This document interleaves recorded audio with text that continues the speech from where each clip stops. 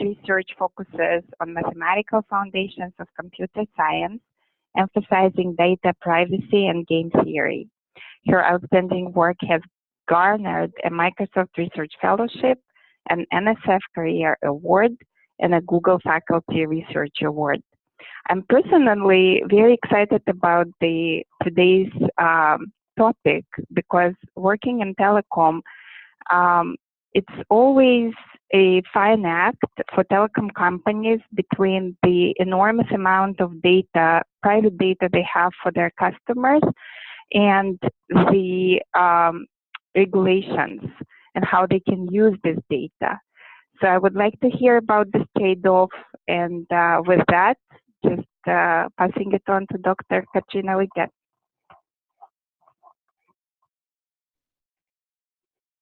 Great, thanks very much. It's a pleasure to be here. Welcome, everybody. So the topic today is pirating privacy, data risks, and tools of the modern era.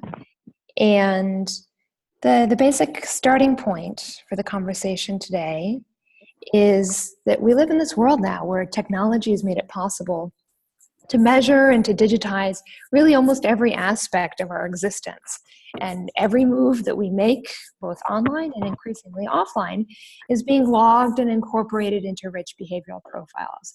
So as you're browsing the web, as you're making your purchases, as you're reading your news, as you're connecting with your friends online, and increasingly as you're being monitored by various smart devices in your home, elsewhere, and by your phone, data is being collected about you. And a lot of that data is pretty obviously sensitive, but even the bits and pieces of data that don't seem so sensitive together are so comprehensive that really they compose these detailed psychological and behavioral profiles about us that can be used to predict and even modify our behavior. And these detailed profiles are being used, among other things, to deliver personalized experiences online and recommendations, and also to serve us personalized ads. So we have all this information that's being gathered about us all the time. And the richness of this resource of individual data has led many people to echo the refrain that data is the new oil. And in fact, a 2017 Economist article, the one from which this image I'm using here is drawn, makes exactly that claim, that the world's most valuable resource is no longer oil, but data. And so regardless of whether oil is exactly a good metaphor, the point is clear. There's a lot at stake here. So let's try to look at sort of what's at stake. On the one hand, we have all of the concerns, all of the polluting effects that come from companies gathering and use of our personal data. Some of these are more obvious concerns, like the risk of identity theft and the fact that stockpiling all this data makes it easier for the companies themselves or for other entities, including governments, to surveil our behavior. And then there are also the maybe less obvious concerns, like the fact that detailed profiles enable fine-grained price discrimination. For example, companies more and more will be able to charge you exactly what you're willing to pay for that next purchase and squeeze as much money out of you as possible.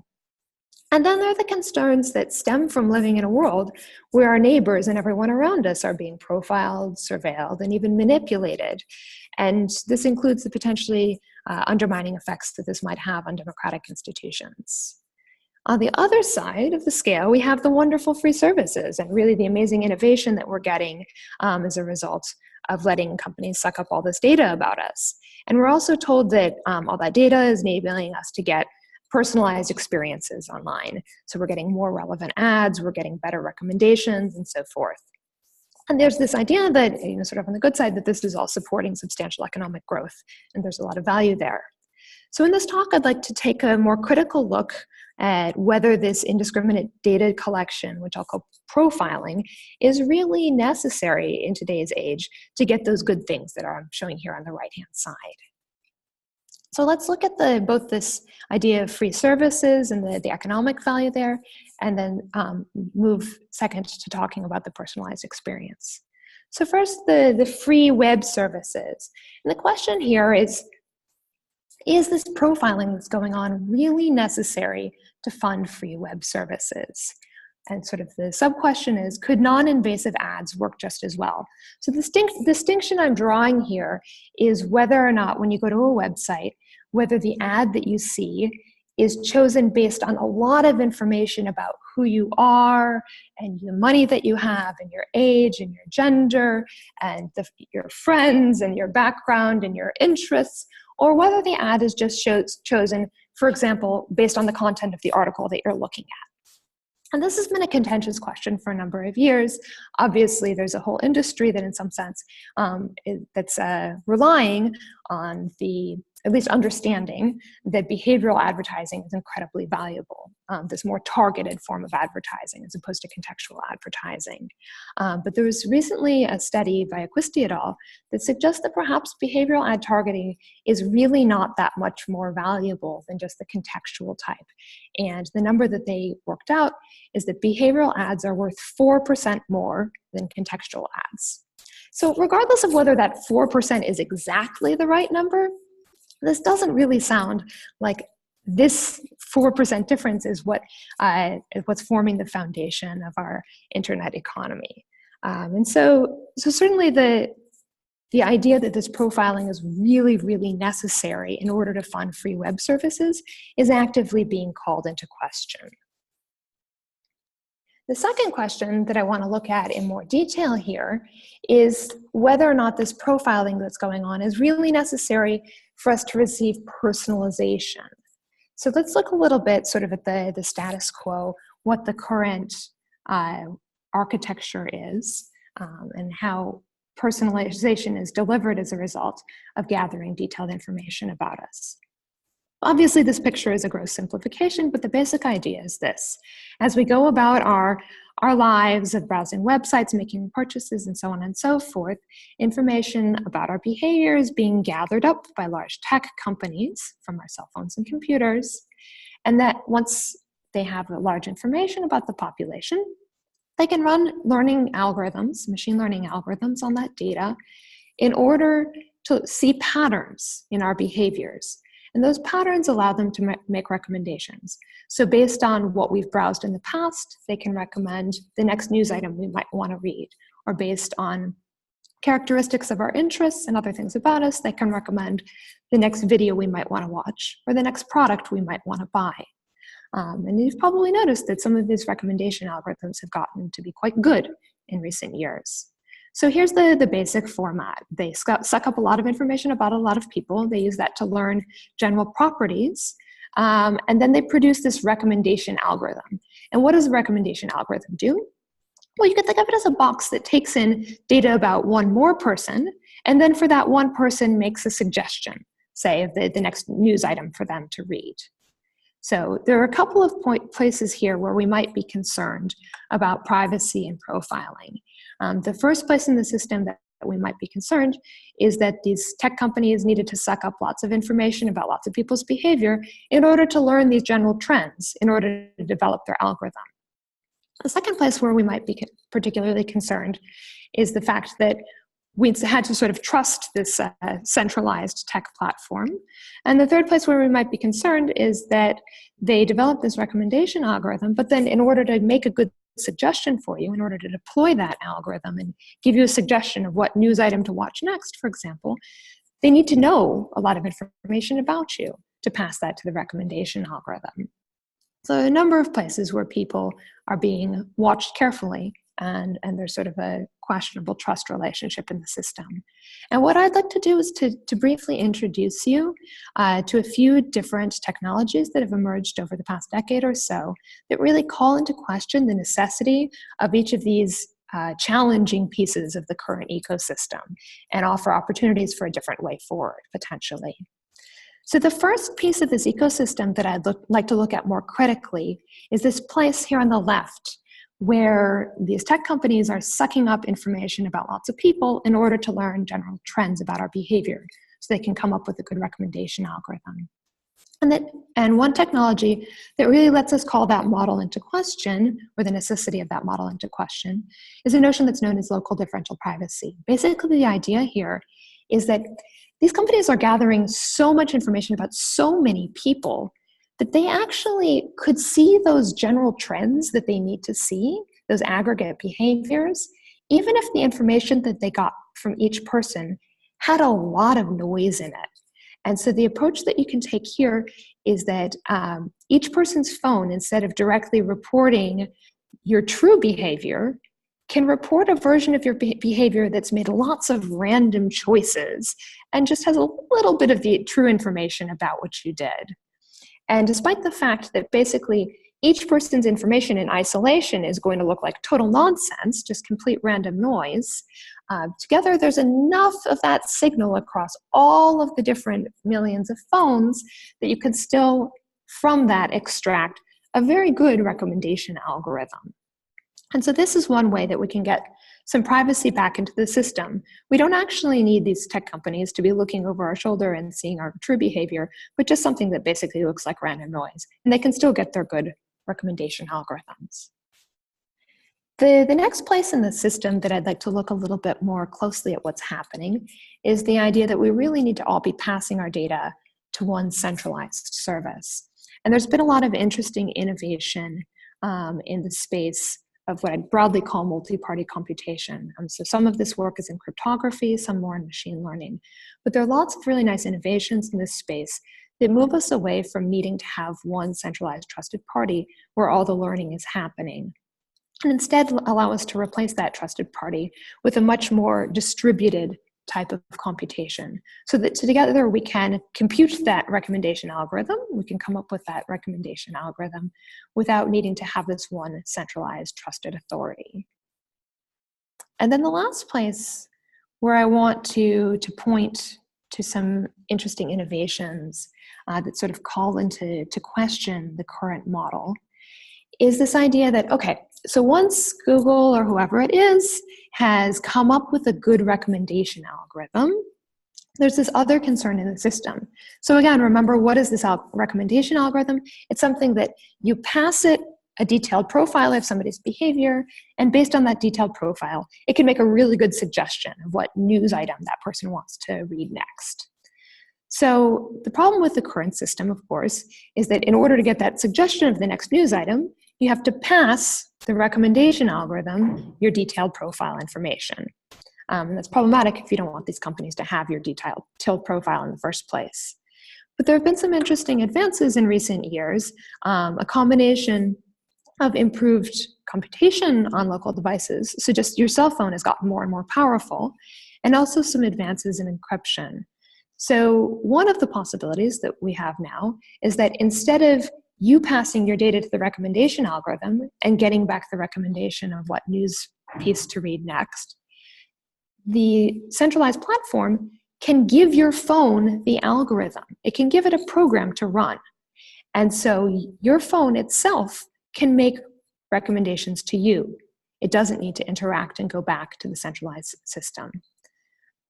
Another possibility, based on encryption, is that you can potentially encrypt on your phone your profile information and pass that encrypted version to the recommendation algorithm. So the recommendation algorithm actually has no idea what the content of your profile is, and it can actually compute on that encrypted data and return to you an encrypted suggestion of what news item to read next. And on your phone, you decrypt that and you can read the news item. But actually, amazingly, the recommendation algorithm doesn't learn anything either about your profile or about the recommendation that it's making to you. It just serves as this intermediary without you needing to trust it with your information. And so together, we have this really amazing and interesting new suite of technologies that call into question the necessity, of really each of those troubling pieces of the ecosystem, from the place where in order to develop the recommendation algorithm, currently lots of data about lots of people is being sucked up, to this question of whether we really need a centralized computation in order to develop the algorithm, this question of whether or not in order to make algorithms give good recommendations, we need to pass that algorithm any detailed information about ourselves. So really, I'd say we've moved to a world where the balance looks quite different from how it did just a few years ago. So on the left-hand side, we still have all of these concerns about living in a world where detailed profile information is being gathered about us. We're concerned about all the identity theft and surveillance and price discrimination and sort of broader societal concerns. And then on the right-hand side, well, yes, we're getting free services, but it's not clear that the profiling is really providing a lot of economic value in support of that. And yes, we're getting personalized experiences, but we have two new technologies that suggest that maybe we don't need to live with profiling in order to get personalization.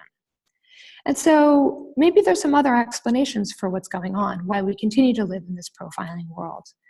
One natural explanation is that a lot of these technologies that I just described to you are still really new, and it would be costly, especially for a small company, to implement them. It takes a lot of manpower, a lot of education, a lot of money.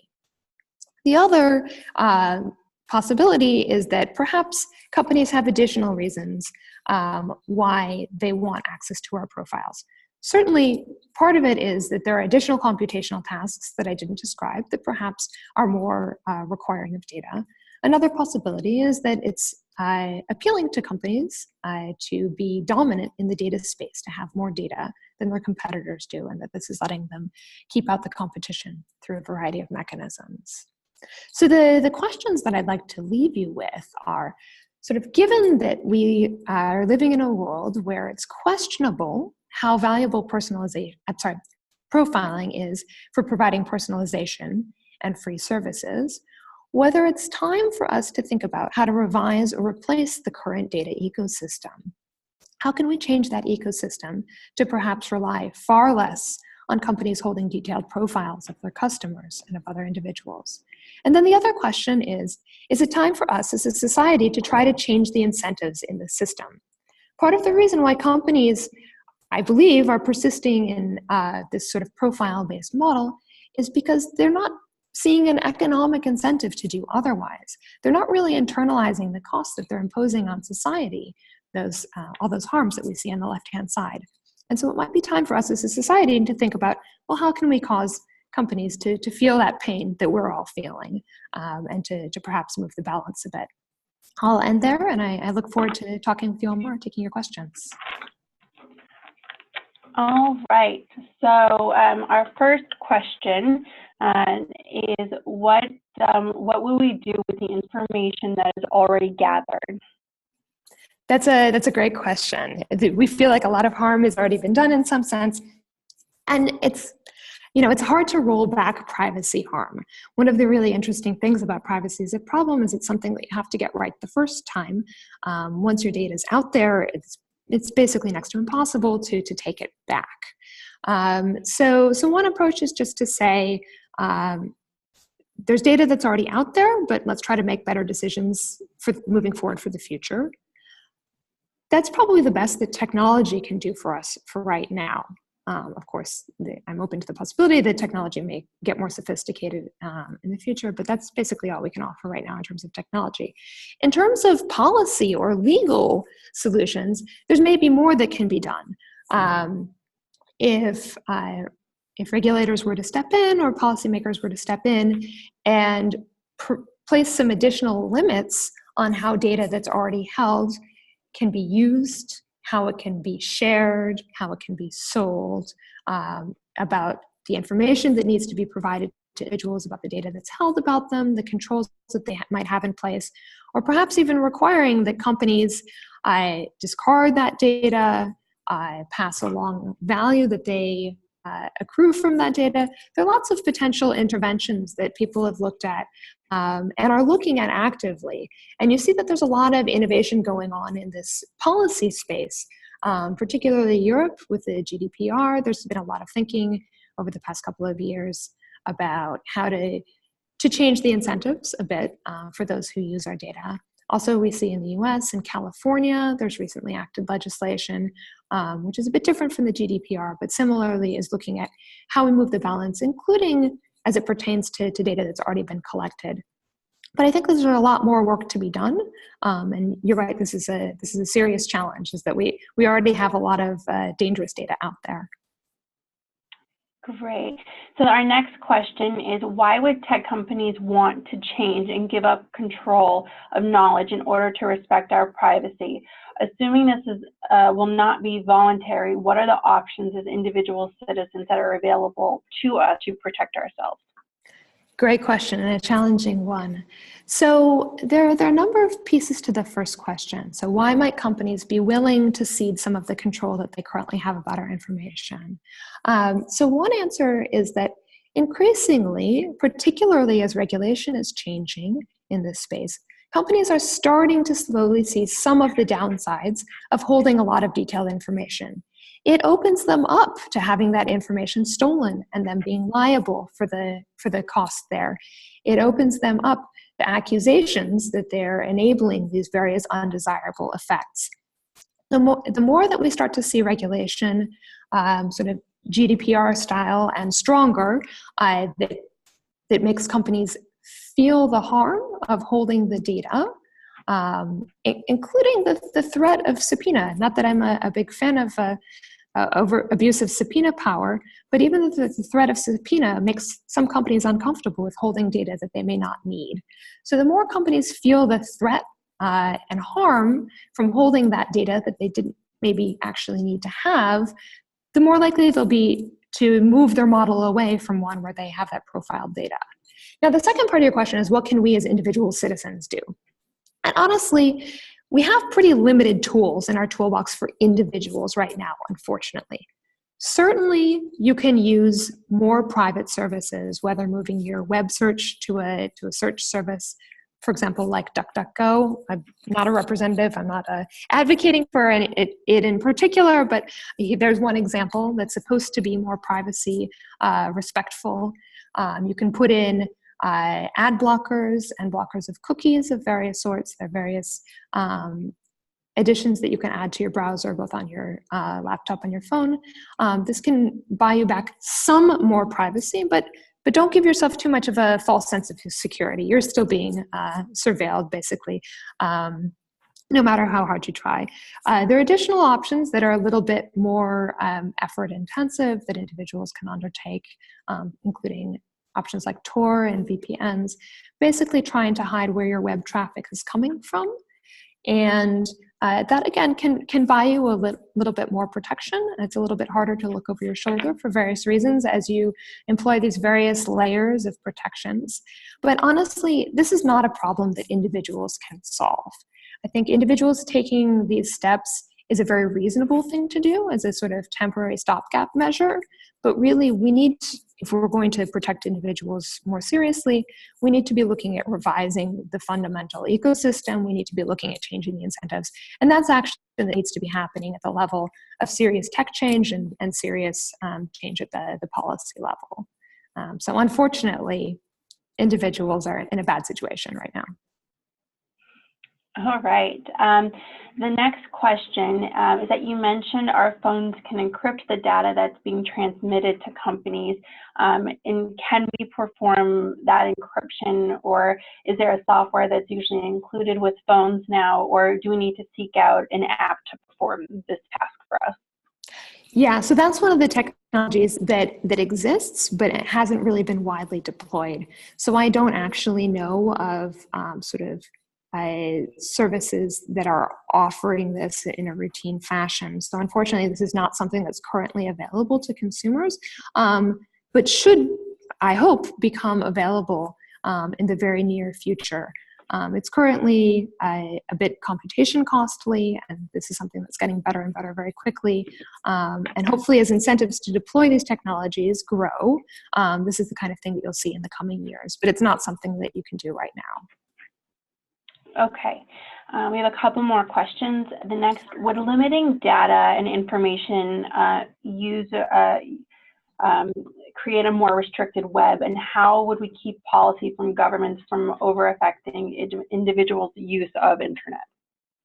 Great question. So I think the concern that I'm hearing from you is sort of a concern about government intervention in the space and the sort of chilling and otherwise undesirable effects that this can have.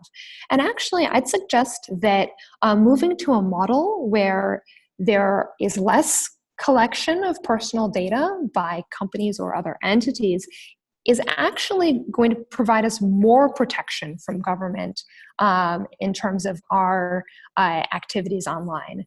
There will be less opportunity for government surveillance and intervention and in our daily behaviors online. And I would, my impression is that this would be sort of far less restrictive. Maybe your other concern is whether or not by rolling back from giving so much data to companies, maybe we're restricting sort of future innovations.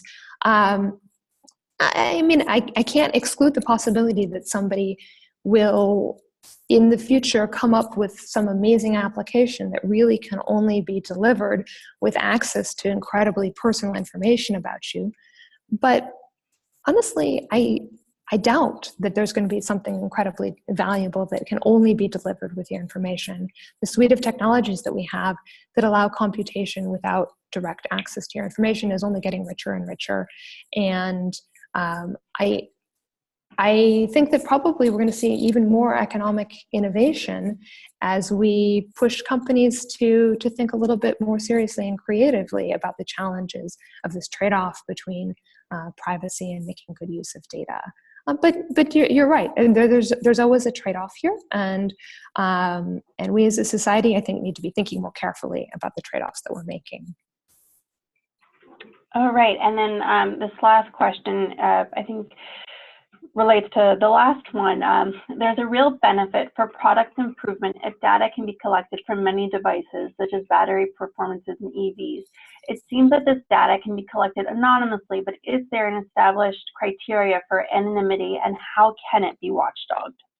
That's a great question. Yeah. So as somebody who works in the space of privacy, whenever I hear the word anonymized, I get a little bit nervous because basically anonymization, when what we mean is taking away the obvious identifiers, so taking away, an ID number that is specific to you or to your device, or location information, the really obviously identifying information, that is generally proved to be grossly insufficient for protecting people's privacy. And generally, anonymization just doesn't work. So the types of technologies that we need in order to really give stronger provable guarantees when we want to gather that kind of information, like battery usage from a lot of people's phones, in order to learn sort of general trends, because we actually need to do noise addition where there's a provable guarantee. And the most established and well-researched technique here gets known as differential privacy. And basically this is a guarantee on the type of noise introduction that you do, so that each individual gets a very, very strong protection that their piece of information isn't having any substantial effect on what anybody can see from the computation or on the data that's gathered. But at the same time, you can control the amount of noise that you add so that still the overall computation or the overall goal that you had in mind for what you wanted to do with this data is still well served. I can try and go into a little bit more detail if anyone is interested, but that's the basic intuition. And if this is something that you're interested in, I encourage you to take a look. If you're into some technical reading, I have an co-authored article with Ori Hefetz, also a Huji professor, where we present the idea of differential privacy and the basic technology there. It's an article written for economists and those who work with data, but should be reasonably broadly accessible for those who are interested in those techniques. That's great, and we can definitely share that link if anyone is interested in reading the article. And that wraps up the webinar. I want to thank Katrina and Olga so much for taking the time to be with us, and thank you everyone for joining. And again, to learn how you can get more involved with the Alumni Association, please email alumni@afhu.org. Thank you again, and enjoy the rest of your day. Thanks, everyone. Bye.